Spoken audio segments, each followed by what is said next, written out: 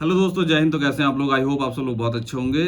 तो जब से जूनियर असिस्टेंट 5512 का डीवी शेड्यूल आयोग ने जारी किया है, तब से बच्चों के मन में बहुत ज़्यादा एक कन्फ्यूजन क्रिएट हो गया है कि 252 उत्कृष्ट खिलाड़ियों का रोल नंबर जारी किया है, जो कि ऑलरेडी टाइपिंग में फेल हैं।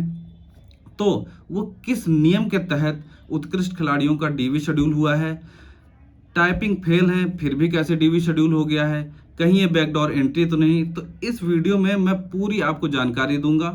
तो जितने भी उत्कृष्ट खिलाड़ी हैं उनके लिए तो इम्पोर्टेंट है ये वीडियो।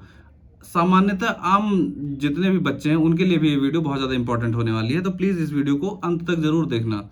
तो उत्कृष्ट खिलाड़ी मतलब आउटस्टैंडिंग खिलाड़ी जिसने नेशनल इंटरनेशनल लेवल पे कहीं भी पार्टिसिपेट किया हो, गोल्ड, सिल्वर या ब्रॉन्ज मेडल जीता हो, ऐसे अभ्यर्थियों को आयोग मौका देता है।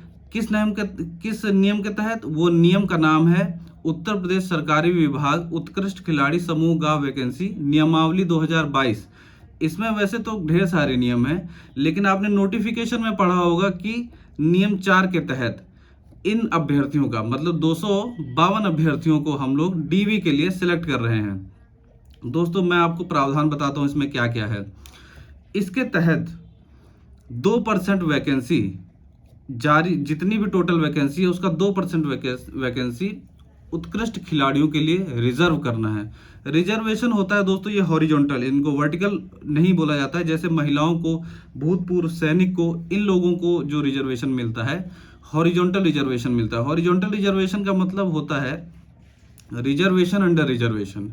जैसे जनरल, ओबीसी और ईडब्ल्यूएस हो गया, इन सब में रिजर्वेशन जैसे मिलता है ओबीसी को 24%, महिलाओं को जैसे मिला है 20%, तो उस रिजर्वेशन में भी 2% जो सीट होगी वो उत्कृष्ट खिलाड़ियों के लिए होगी।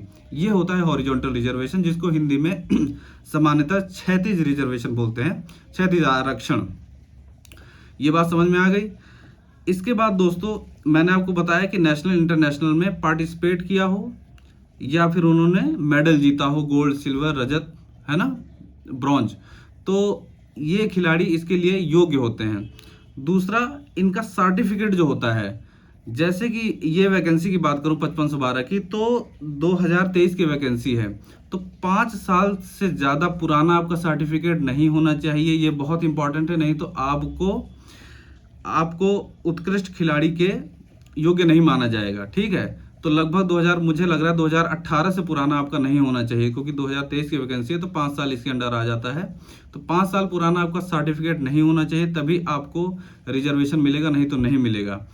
अब बात करते हैं बहुत ही इंपॉर्टेंट, जो कि टाइपिंग फेल से रिलेटेड है कि टाइपिंग फेल बच्चों को क्यों ले लिया गया। दोस्तों, इसमें प्रावधान है कि टाइपिंग या फिर कोई भी टेक्निकल योग्यता अगर किसी भी एग्जाम में मांगा जाता है ना, सरकारी विभाग की कोई भी वैकेंसी में टाइपिंग या टेक्निकल कोई भी चीज़ मांगी जाती है योग्यता, तो 5 साल के भीतर उस बच्चे को क्लियर करना होगा। आपने एक नोटिस किया होगा कि अधिशासी अधिकारी लोअर पीसीएस में एक वैकेंसी है, उसमें भी ऐसा ही है कि ओ लेवल आपको जब आप एग्जाम क्वालिफाई कर लेते हो तो लगभग मुझे लग रहा है कि 1 से या 2 साल के भीतर आपको ओ लेवल आपको क्वालिफाई करके जमा करना होगा। तो सेम वैसा ही यहाँ पर भी है, हालांकि थोड़ा सा डिफरेंट है, बट इतना समझ के रखिए कि 5 साल के भीतर आपको टाइपिंग क्वालिफाई करके आयोग में जमा करना होगा, दिखाना होगा कि हाँ आप लोग टाइपिंग कर सकते हैं।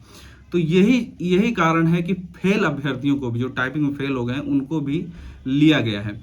टोटल वैकेंसी आपको पता है दोस्तों 43 है।